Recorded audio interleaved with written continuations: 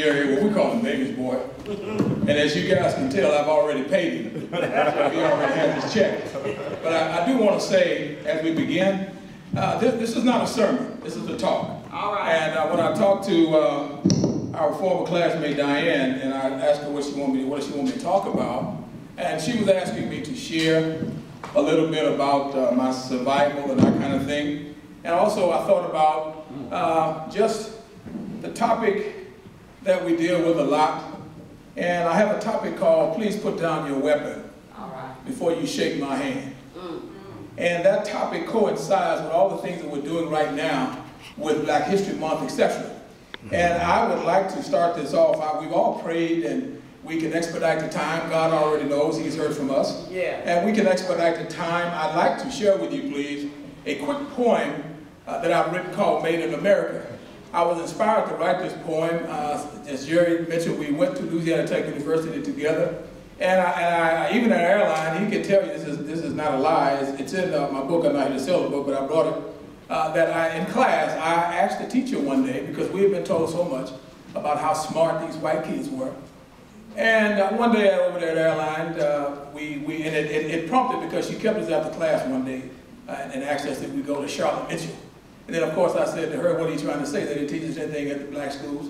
And, of course, I got in trouble sitting to the office. but then after that, to exact my revenge, I'm sitting in class, and we're in English 4, and all these white kids are struggling.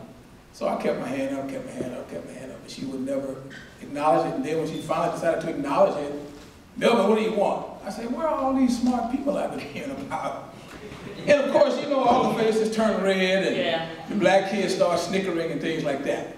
So I had to share that with you because many times, you know, we talk about black history, and we have a tendency, and we have a tendency to dismiss people, and we have no clue of what has happened, and we do not stand up and uphold our ancestors.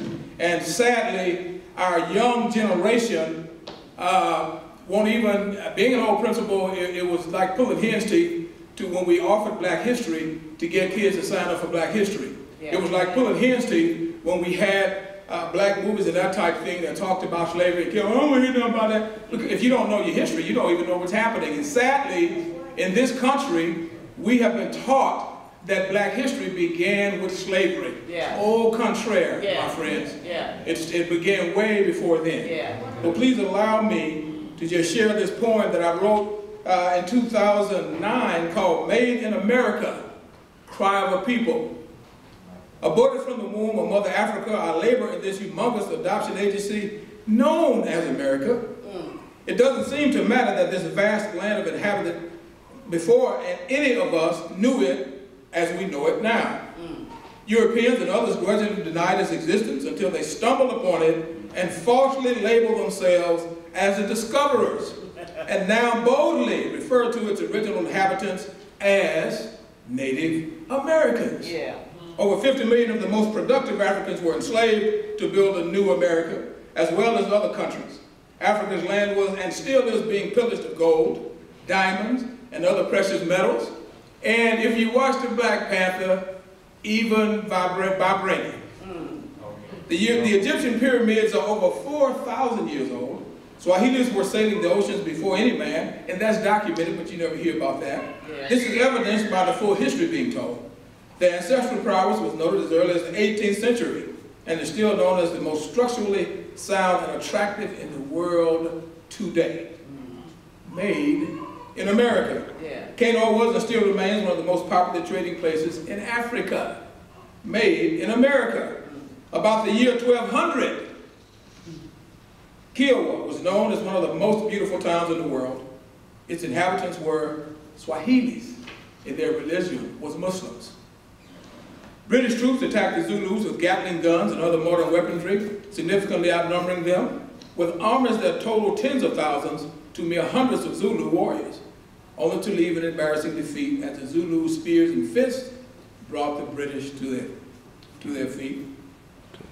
Black skin and those wore it were often used as target practice and were foolishly expected to stand silent and accept disrespect as hatred surrounded them like that of an Arizona cactus. Made in America, we so proudly boast, while attempting to hide whose labor was utilized most. Yeah. Are we proud to be Americans that are looked upon as pillagers and purgers of someone else's land? Sitting on our backsides while riding this wagon of success that was garnered from the sweat and tears of an unwelcome set of hands? Made in America. My country tells of thee, sweet land of liberty, of thee I sing, land where my fathers died, land of the Pilgrim's pride. From every mountainside, let freedom ring. Doesn't this song exude American pride? Do we put a positive tag on all fathers that have died? Notwithstanding and not preempting their very significant contributions and due to our own ineptness, on them we have lied? Does it only apply to the Pilgrim's pride? Made in America. Everything in our great country is readily embraced and inherently stamped with made in America. Why am I not stamped made in America? Why am I often subjected to staring unwanted hatred in the face? Is this land not stained with my ancestors' blood all over the place? Made in America. Land where my fathers died. I pledge allegiance to the flag of the United States of America and to the republic for which it stands. Don't I have a place in this blood-stained land? I have shaken too many bruised, battered, calloused, and overworked hands.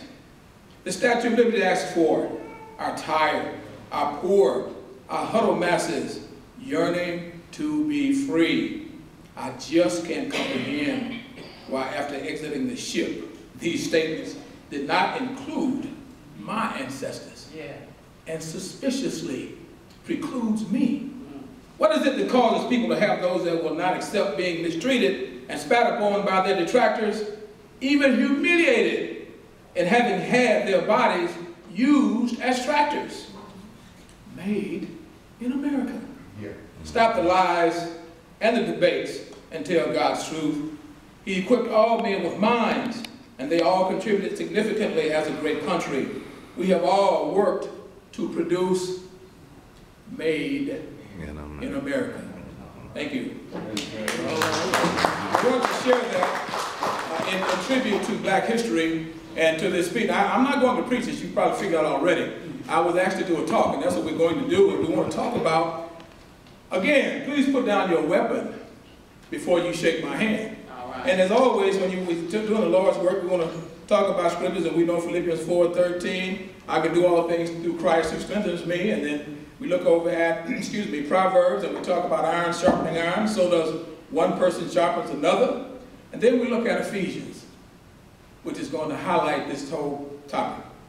We wrestle not against flesh and blood, but principalities and spiritual wickedness in high places. That's where we're going. Now, I need you to do something for me, though. I need you to get rid of your egos. I need you to, I tell people all the time, especially when I'm talking to the brother, but we got a lot of ladies in here. We need you to undress. We don't want you to disrobe. But we need you to undress. I need you to undress your mind right now. Because see, too many of us, our minds are locked. We've been indoctrinated. We fight with one another because of what somebody else told us we should be, how we ought to be. We fight with one another because we don't give people enough credit for having intelligences and those kinds of things. So I need you, please, to undress, and I need you to unlock your minds. Because as we know here in the South, even during the slavery days, a handshake had two meanings. The handshake was to show greeting and agreement, but it also was a deceptive use to injure and murder someone. I shake your hand with one hand and I stab you with the other one. So I want to bring you in with me so that you can be clear where we're going. Please put down your weapon before you shake my hand. Now I need you to understand this. I guarantee you, we will not ask you to turn. And I'm going to be personal. I hate when preachers do that. Turn to your neighbor. That's the problem. We already need to turn to yourself. We ain't turning to no neighbors. We ain't telling you to tell your neighbor nothing. We're asking you to search you. All right? I remember when I was a kid, my mother used to have this two-way mirror, and one would illuminate your face real large, and then one would be the regular one, and people are always talking about looking in the mirror, looking in the mirror. No, the soul holds the truth. Yes. We get that confused all of the time. You know, Michael Jackson has a famous song, I'm looking at the man in the mirror. That's the problem. Yeah. You're looking at the man in the mirror. Yeah. You're looking to see how good you look. Yeah. You're looking to see if your hair needs cutting. You're looking to see if pimples are there. You never, most of the time, we never go beyond the vision. We never look within ourselves to try to reach where it is we're trying to go. All right. And see, we need to do this. Let us take the words off the pages of the Bible and put them to work. You know, we love to spout scripture, and it's evident right now. All these people running around talking about they're Christians, but they're hating other people. They're murdering people. Police officers are murdering people. People looking the other way. Talking about putting people out of the country. Talking about you're not qualified or you're overqualified, but I'm a Christian. Disrespecting people, not speaking. Say that. Disliking people you don't even know. Say that. And see, and I just got to say, I'm being personal. That's what always tickled me, you know, because I see the people. I saw a guy put this up on Facebook all the time. And I said to myself, I said, man, thank you for putting that up for me.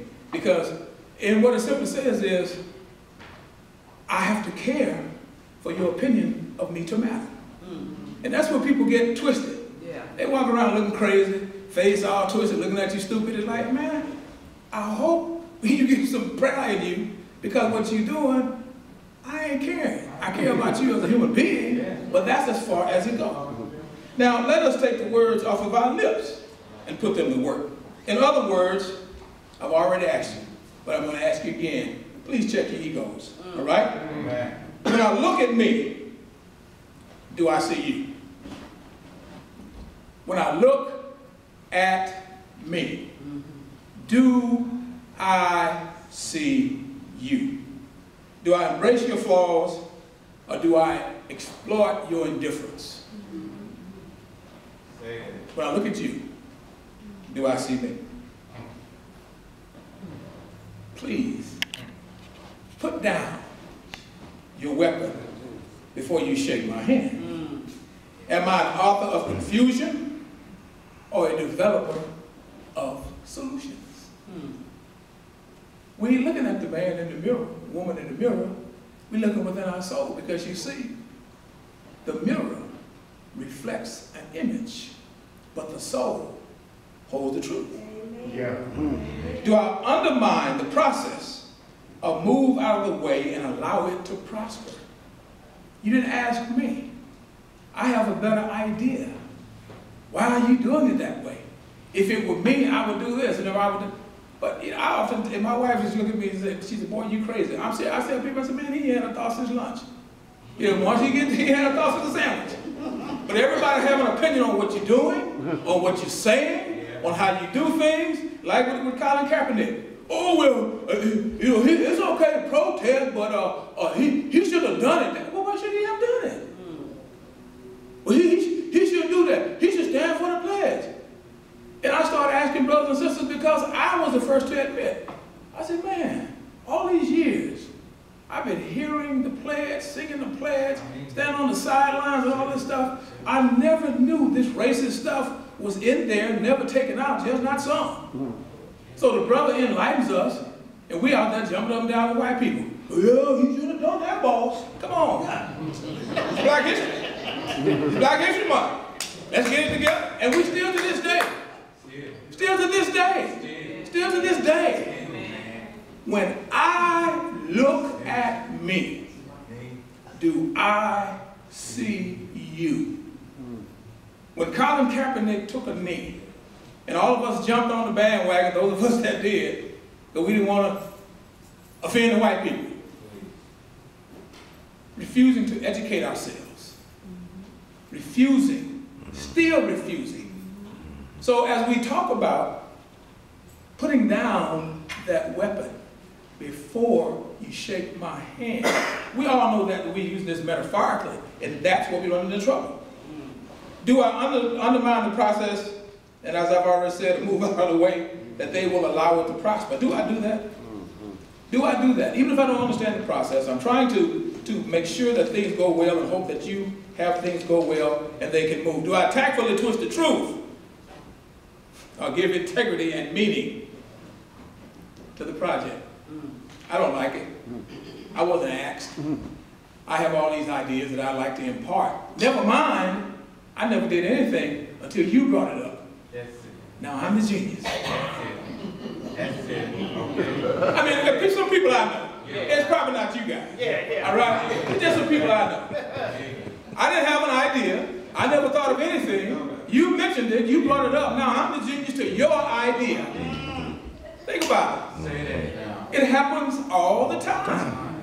But you ain't had a thought since lunch. As my grandmother would say, you ain't had a thought since you had a sandwich. But you the expert now on my idea, on things that I'm coming forth with. So instead of you joining with me, you want to thwart the process because you're afraid I might get too much credit. Come on, brother. A la Colin Kaepernick. Come on, brother. I'm looking at these brothers, all these NFL brothers, in front of the camera every day, talking about bringing togetherness in the neighborhood and getting our kids working with the police and all. You wasn't doing nothing until Colin Kaepernick took a knee. Now all of a sudden you the spokesperson for what's going on. Please put down your weapon before you shake my hand. This is what we're trying to bring us in the day when men in black and we're talking about the black history. Do I need to remove myself for the good of the process? What do you think? Do I need to remove myself for the good of the process? I know within my heart that I can't support what you're doing. So am I going to remove myself from the process, or am I going to try to be a saboteur? Usually what we find is people try to be saboteurs. Just move. And you know, as I have to relate this story. My uncle and I was in San Francisco, and we were at Glide Church. Glide Church was in the movie with Will Smith and his son. I can't think of the name of the movie right now. But anyway, Glide Church was the movie with the pastor. So anyway, there was these homeless people, and she was asking my uncle for some money. He gave her some money. Then he tried to start telling her about God. And she stopped, and she looked at him and she said, just go on now. So I had to share that story because why don't you just go on? Right. You don't want to be a part of the process. You don't want to help us move things forward, but you want to be a saboteur. Please put down your weapon before you shake my hand. When I see me, do I see Jerry Davis? When I see me, do I see Ms. Monroe? Do I see Bobby?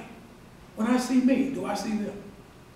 Or am I trying to hog all of the attention? We have to be careful. If and when I remove myself, am I big enough to support the successful completion of the process? Do we worry too much about who's going to get the glory instead of ensuring success at the end of the story? Did I just describe somebody in this room? Come on, bro. Did I just, see, it has been my experience. I've met too many people that worry about getting the glory and wind up getting nothing done. People suffer. We talk about children and assisting children and things like that. Well, and this goes in the speech and I'll be done. What's wrong with the children? Look at the adults. Every time they ask me that question, I'm telling you, Jerry know how I am, I'm just going to tell you how I feel. All right. But my teachers couldn't stand that. We in staff meetings, you know, I give them an opportunity to vent. And when they finish, as soon as they finish, I said, okay, here we are. We are the educational geniuses, right? Yeah. So we know it's the parents, right? Yeah. So why haven't we fixed it? I don't get a yeah then.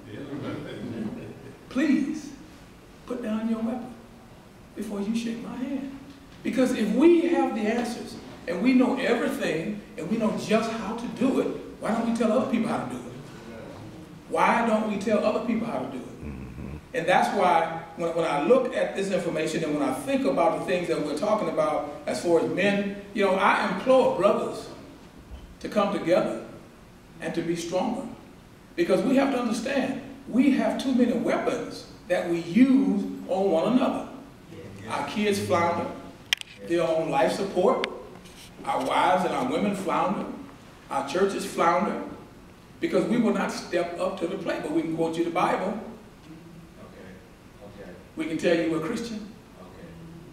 We can get mad if you say something about the church. But you need $1. You need $5. You might even need $100. Do I see you? When I look at me? Do I put my weapon down when I'm supposed to be helping you? Am I shaking your right hand and stabbing you with my left hand? See, and I know it's just me, but I've lived through that.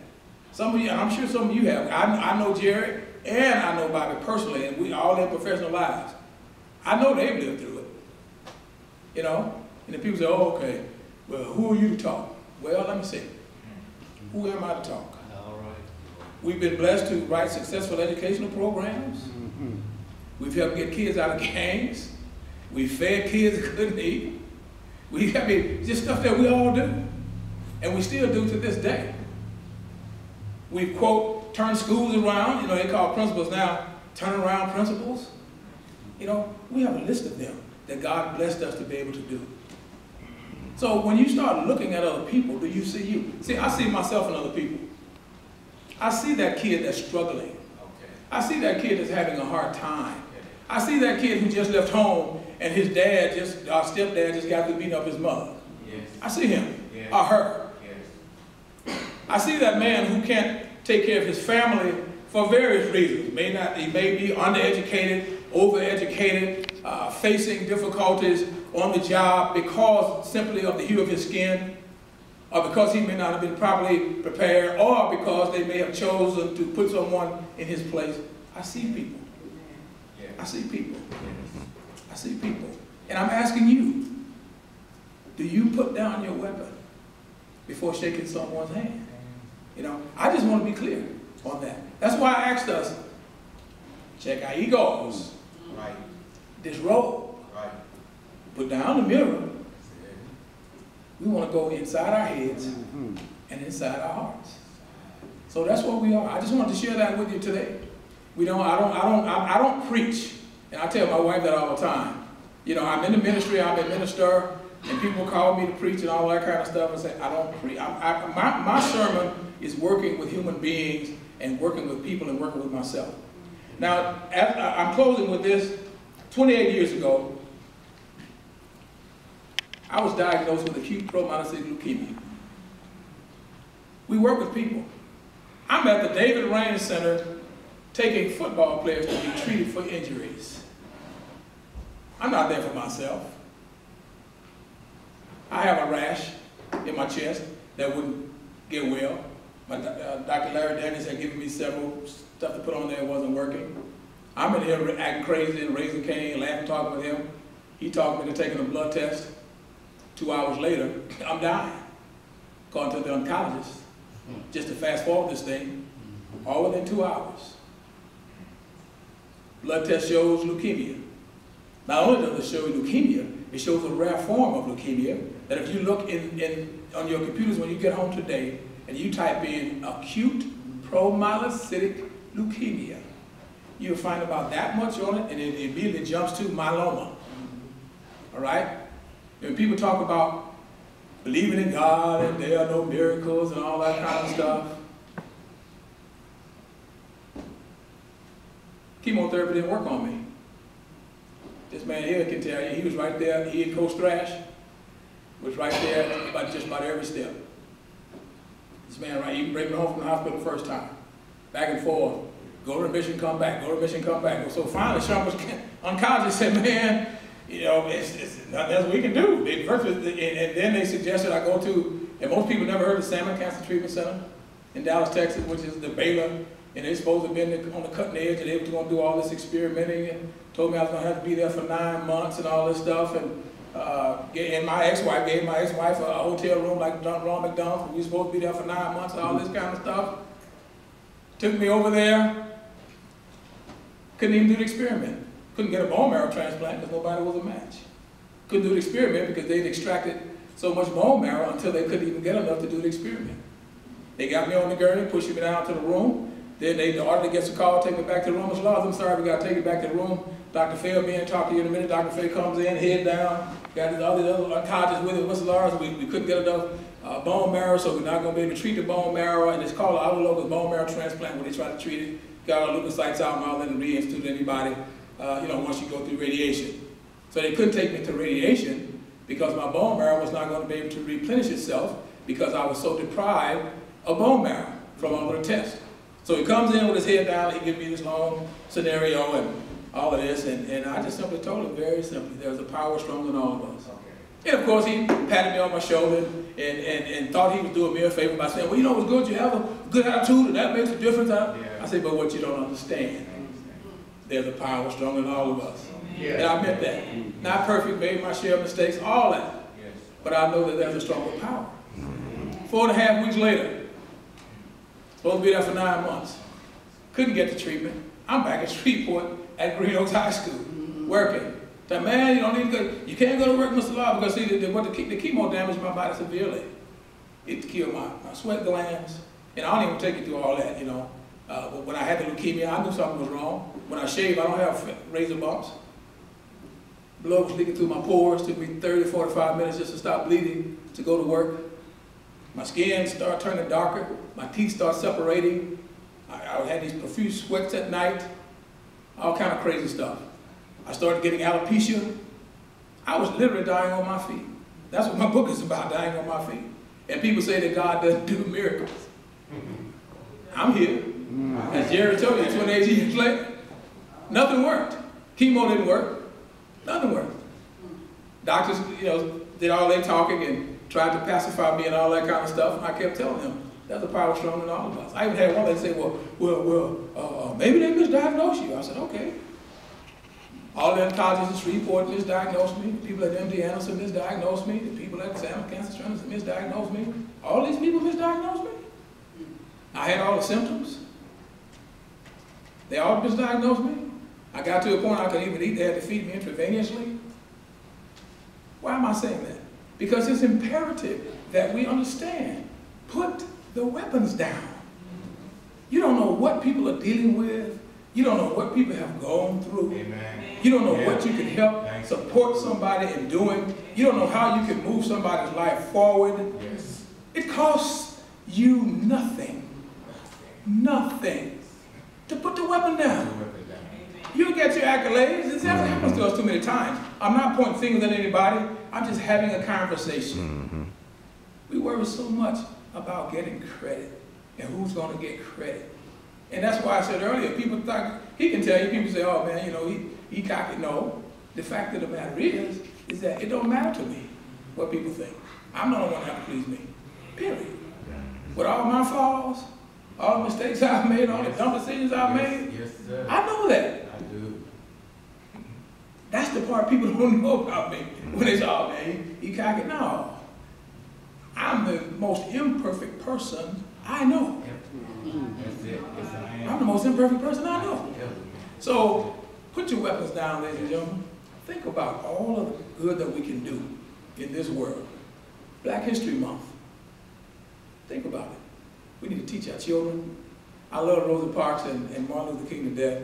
And I even tell my wife, we pass all this Black History stuff out at our church. I said, baby, please don't pass another piece of Black history information out about people that's 100 years old. I said, you got all of this positive things going on right now that our kids do, and they have no clue that their cell phone, black folks, 3D movie stuff, black folks. They have no clue. Right now, today, 2018. Amen. And we wonder why they're, but that's why they're bored. Because they go, Martin Luther King, okay, I heard that. Yeah. Okay, Rosa Parks. Yeah. And I was the director of the Rosa Parks Center in Northwest Michigan. Don't believe me? Look up my email address, Lars@rosaparks.com. You'll find me there. So all I'm saying is simply this. I love and respect our elders and our ancestors. But if we're going to bring our children forward, we have to talk about the now. We have to build on that process. We have to take our egos and put them over there, spend a little time with them. We got to keep the lights on and all that, but we got to stop. Everything can't be based on chasing the dollar. Because at the end of the day, as we keep seeing police shooting them down, when they go into the store, some people still see them as the N-word. Some people still react to them as the N-word. No matter how professional you are, I'm 64 years old. I go to the store, they still follow me around the store. I be so tickled. I just go up and down each aisle. I pick up stuff, put it down. I do. I'm telling you the truth. I pick up stuff, put it down, walk around the aisle, stand around until I get bored. Then I go ahead and buy what I'm going to buy. And then I leave. I'm talking about 2018. So, ladies and gentlemen, I just wanted to share those quick words. I thank Diane for inviting me, and Pastor Coleman, we appreciate you for having us and all your leaders and your dignitaries and these great men which you're celebrating today. We just want to thank each and every one of you for having us here. I thank my friends for coming.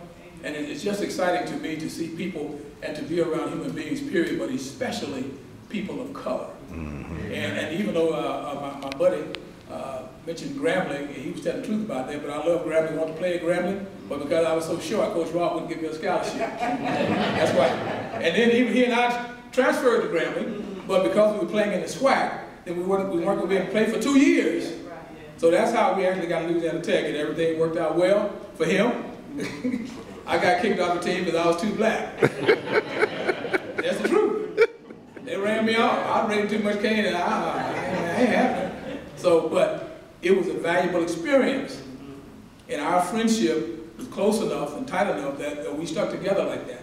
He was at Mississippi Valley. Unfortunately, things weren't going well. He was frustrated, upset, but I stuck with him. When I was at Louisiana Tech, stuff going crazy, he stuck with me. Put down your weapon. We put down our weapons. When I saw him, I saw me. When he see me, he see him. And our other friends, Bobby didn't have to be here. He had his own church to be at. He hangs out with us, all that kind of stuff. So guys, I'm done. But I just want to say this morning, please put down your weapon before you shake my hand. Thank you. Amen.